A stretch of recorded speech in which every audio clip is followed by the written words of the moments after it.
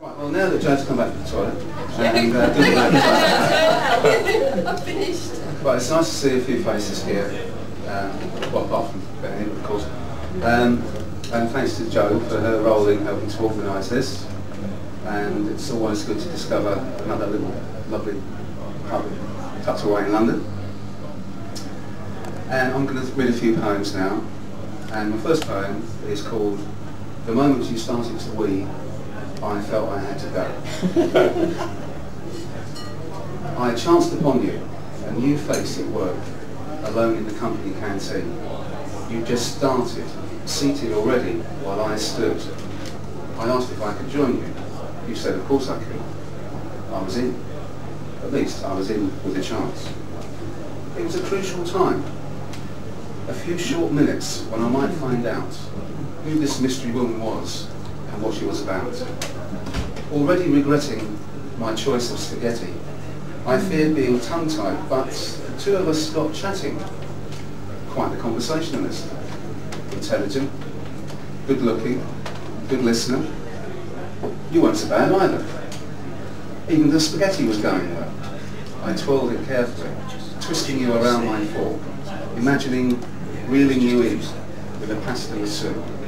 The things you said suggesting there was only one of you. You were at that awkward in-between distance. But connecting several times, we made eye-to-very vocal contact. I focused on a couple of lengths, found out where you lived, your job title, the building you worked in. You spoke of housework last weekend, and best of all, I made you laugh. But then, I never got the chance to launch my pasta tentacles, since you dropped in that little word, the one that keeps frustrating me. You had to go and spoil it all. You had to have a wee. We're thinking of moving, you said. We might book a holiday soon. We'll be decorating next weekend. We've still got the garden to do. All of a sudden, you were weeing all over the place, marking your territory, making it clear I should finish my spaghetti and kindly disappear. It wasn't the first time I'd been weed on. It's a woman's way of saying that there's something you should know. So when I heard you weeing, I just knew I had to go.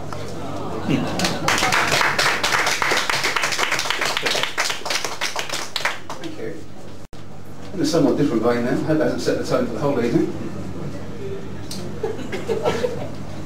And this poem is called "In the Saracens Head."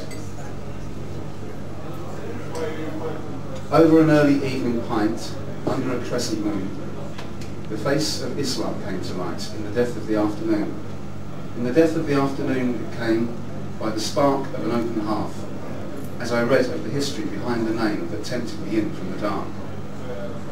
Beyond the blackboard's chalked events, unnoticed I drank in the dead. Of the nights that fell for all the saints, I drank in the Saracens Head. I read of crusaders and hostages, and the price on an infidel's head, while televised news feeds and images drew my gaze to the screen overhead. It was over my head, beyond control, my eyes rolling over the bitter, the beatings and boiler suits crushing my soul, showing me victim and killer.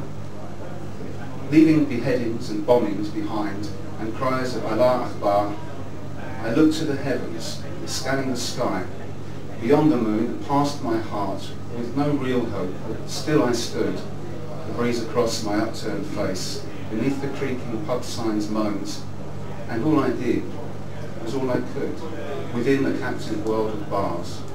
I made a wish upon distant stars.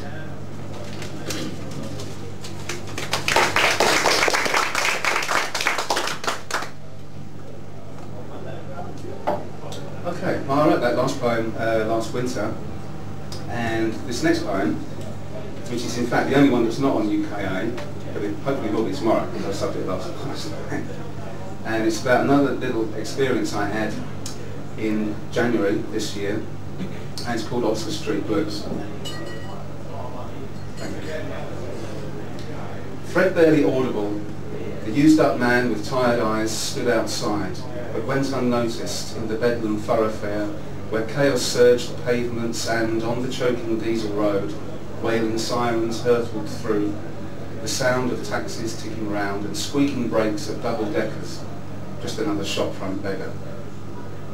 In the early evening din, struggling through the dissonance of London's famous artery, where empty vessels amplified the mindless, mad cacophony, I heard somehow the faintest sound issued from harmonica that broke through all the pace and noise and made me think, slow down. He couldn't play, and so perhaps the lightest puffs were wise, a necessary compromise, a ploy to ply his trade. Already past his pavement cap, I slowed down to a stop, went back against the tide of kids who ran amidst the throngs of London town. I stopped and thought, and turned around. Returning to his haunting song across deceiving pyrite pavements, there I saw the saddest man, reduced to this in later years. My heart could not ignore his tune, and so I grabbed a few small coins, let them drop into his cap that, like his playing, held no notes. And hearing this, the blind man spoke. I'd expected no reaction, maybe just the slightest nod, but in the voice of education, strong and clear, he knocked me dead. "Thank you." That was what he said.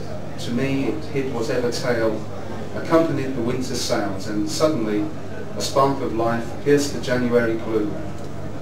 A fading star that still shone bright, igniting wonder how it was that all at once in Oxford Street, his clear and chirpy gratitude could cheer me up, yet reinforce the underlying blues.